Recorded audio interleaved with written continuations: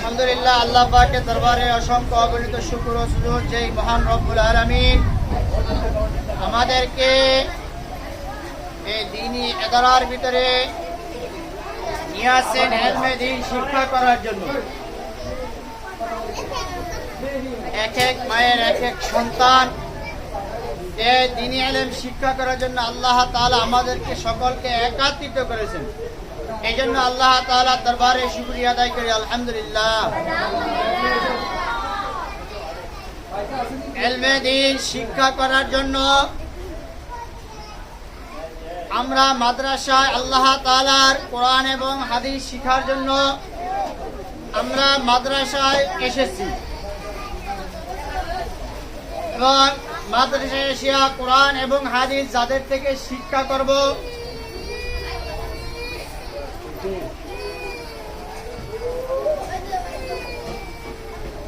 আমাদের মাদারীপুর মাদ্রাসার মুফতি ওমর ফারুক শাহ হুজুর বলতেন, আমরা কি জন্য এসেছি, কি করতেছি আর কি নিয়ে যাব, किस लिए आया है, क्या करता हो, आखिर नतीजा क्या होगा।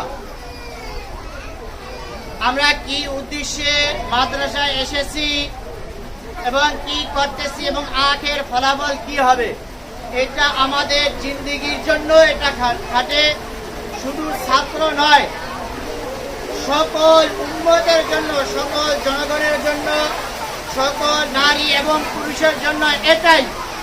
আল্লাহ তাআলা আমাদেরকে কি জন্য পাঠিয়েছেন, আমরা কি করতেছি এবং ভবিষ্যতে আমাদের কি হবে, এটা যদি আমরা একটু চিন্তা ভাবনা করি তাহলে আমাদের জিন্দেগি পরিবর্তন করার জন্য যথেষ্ট।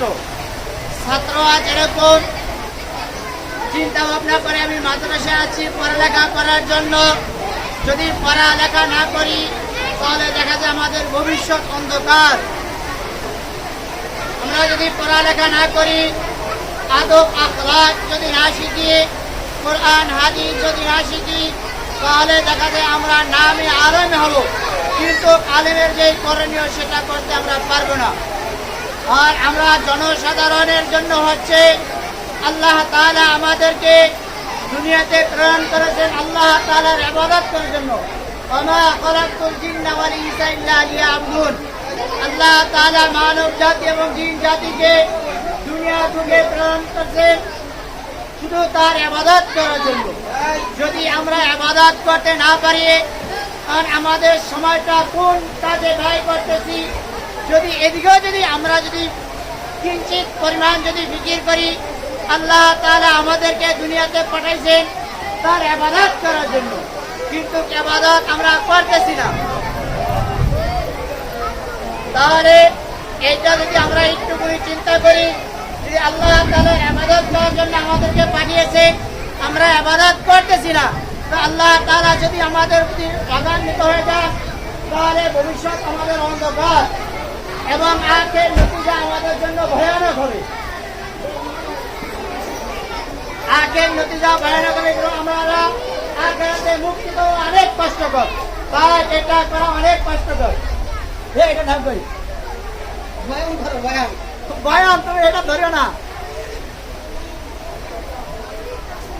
তাই আখের নতিজা আমরা আখেরাতে মুক্তি পাবো না।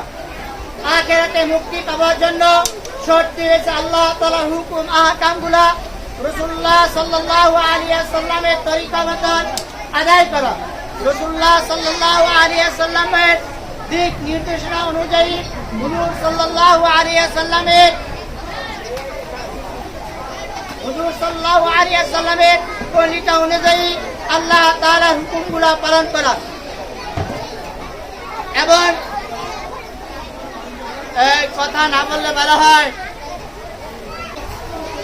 এখন আমাদের ছাত্র ছাত্রীদের করণীয় কি, ছাত্র এবং ছাত্রীদের করণীয় এবং অভিভাবকদের করণীয়।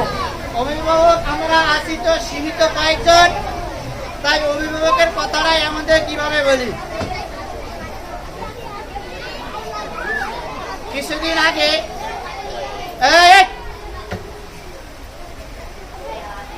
আগে আমাদের এলাকা দিয়া, মানে আমার বাড়ি তো রাস্তার সাইডে সবাই জানে, কিছু গার্ডিয়ান আলোচনা করতেছে মাদ্রাসায় হুজুরেরা 10-12 হাজার টাকা বেতনে 10,000 টাকা বেতনে চাকরি করে, তারা কিভাবে চলে? সব এটা মিথ্যা কথা। তারা চলতে পারে না। আমাদের থেকে বিভিন্ন অজুহাতে বিভিন্ন টাকা আদায় করে, বিভিন্ন অজুহাতে বিভিন্ন টাকা আদায় করে সেই টাকা দিয়ে তাদের সংসার চালায়। এটা আমাদের এলাকা দিয়ে আসতেছে, রাস্তার পারে কত ওই সব শুনছি যে তারা বিভিন্ন অজুহাতে বিভিন্ন টাকা, যেরকম ভাবে আজকে যে অনুষ্ঠানটা চলতেছে, যে আজকে যে মহতি জলসাটা চলতেছে, এটা 3য় শ্রেণী কোরআনের অনুষ্ঠান, সবক হেফখানার সবক অনুষ্ঠান। হেফখানা যারা তারা কমপক্ষে 1,000 টাকা, কিছু লোক আছে 1,000 টাকা করে দিছে। এখন আর কিছু যারা কোরআন শরীফ লইবে 3য় শ্রেণী থেকে তারা 500 টাকা করে অনেকে দিছে।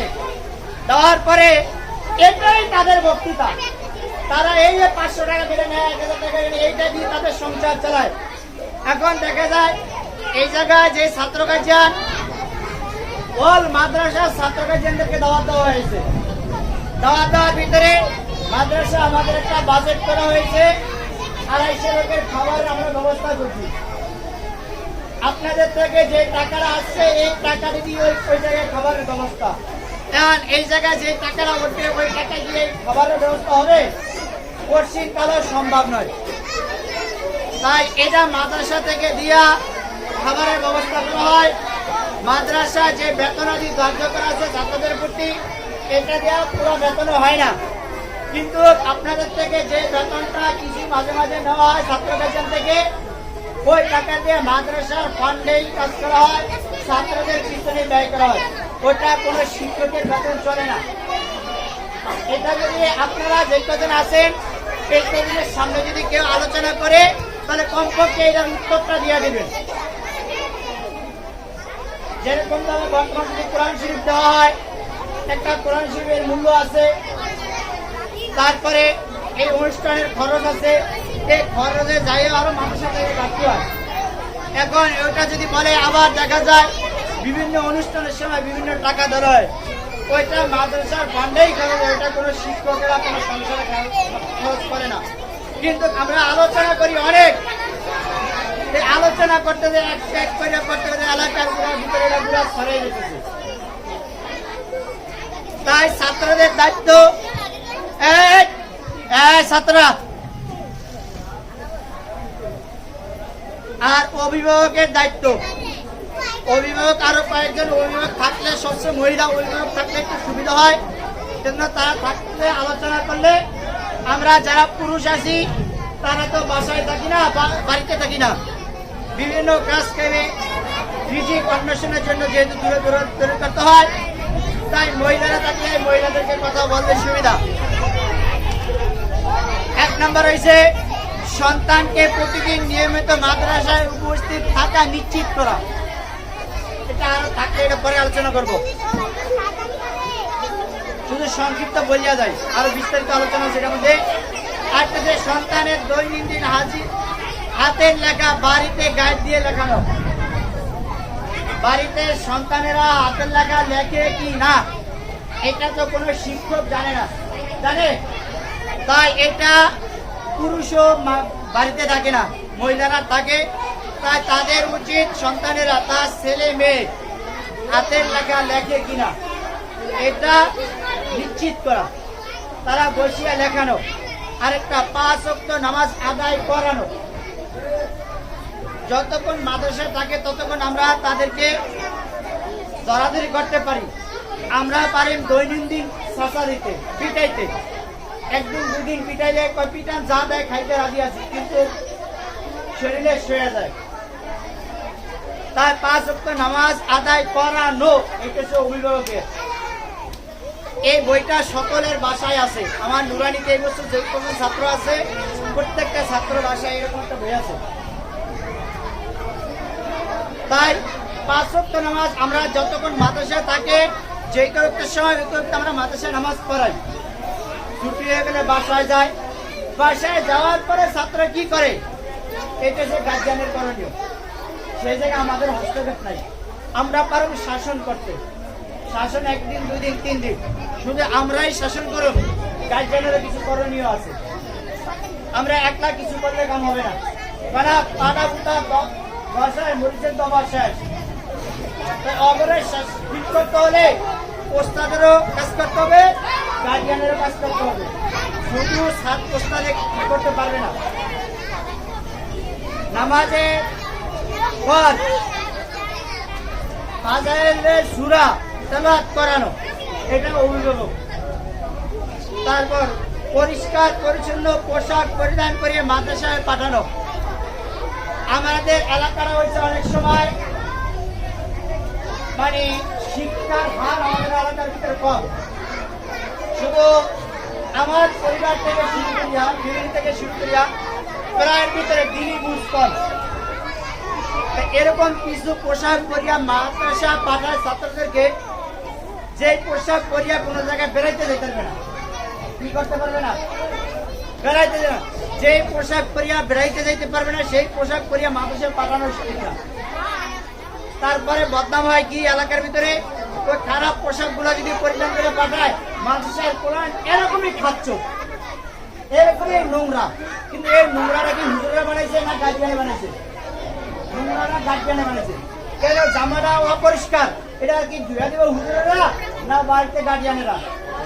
গার্জিয়ানেরা ধুয়া দেবে। গার্জিয়ানেরা জামা ধুয়া দেয় না, টুপি ধুয়া দেয় না, লুঙ্গি ধুয়া দেয় না, গেঞ্জি ধুয়া দেয় না, ভালো মতো একটু গোসল করায় না, যার থেকে দুর্গন্ধ আসে। এগুলা কি ওস্তাদে করাই দিব না বাসা গার্জিয়ানে করাই দিব? এই কাজটা গার্জিয়ানের, কিন্তু গার্জিয়ান করে না। শেষ পর্যন্ত এলাকায় বদনাম হয়। এই মাদ্রাসায় পড়লে এটি সবসময় মূর্খ হয়। মাদ্রাসায় যেটি পড়ে এটি এত খাচ্ছ নয়, কি করায় পরিষ্কার পরিচ্ছন্নভাবে থাকতে পারে না। এই কথারই গার্জিয়ানের কারণে আমাদের শিক্ষকের মাদ্রাসার বদনাম হয়। তাই পরিষ্কার পরিচ্ছন্নভাবে পোশাক পরিধান করতে হবে। যে পোশাক পরাইয়া যেরকমভাবে আমারে এখন বলছে এক জায়গায় যাইতে, আমি এই পাঞ্জাবিটা গায়ে দিয়ে ওই জায়গায় যদি যাইতে পারি, তাহলে আমার ওই পাঞ্জাবি গায়ে দিয়ে চলাফেরা করা।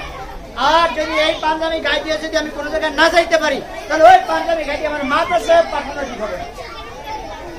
ধরো আমার যে জায়গায় যাবে এই জায়গায় 2-1 লোকের সাক্ষাৎ হবে, আর এই জায়গায় 100-200 লোকের সাক্ষাৎ হবে। ওই জায়গা থেকে এই জায়গায় বড় বড় লোক, এই জন্য ওই জায়গায় যেখানে আসতে শিখেন, এই জায়গায় যে পুরানি শিক্ষার ব্যবস্থা, তাদের সামনে কথা বলতে হবে, তাদের সামনে থাকতে হবে, তাদের সামনে ভালো পোশাক গায়ে চলতে হবে। এই তাই ভালো ভালো পোশাক এনে গার্জিয়ানেরা ব্যবস্থা করবে। পরিষ্কার পরিচ্ছন্ন জামা কাপড় পরিধান করে দেবে। তারপরে চক, সিলেট, খাতা ইত্যাদি এগুলো আমরা বাসা থেকে গার্জিয়ানের বলার যা আমরা প্রতিদিন ছাত্রীদেরকে বলি চক আনছো, চক আনিয়ে। আর এটা কি হুজুরা কি বাসায় দিয়ে বলি আপনি চক দিয়ে দেন, আপনি বলেন ছাত্ররা চক দিয়ে দেন, এটা আমাদের জন্য বলা সম্ভব? এটা আমাদের জন্য বলা কিনা সম্ভব না। তাই প্রতিদিন ছাত্র ব্যাগ চেক করতে হবে, গার্জিয়ানের ব্যাগ চেক করতে হবে। কি এ ভাই 2-1 জনকে এগুলারে নিয়ন্ত্রণ করতে হবে।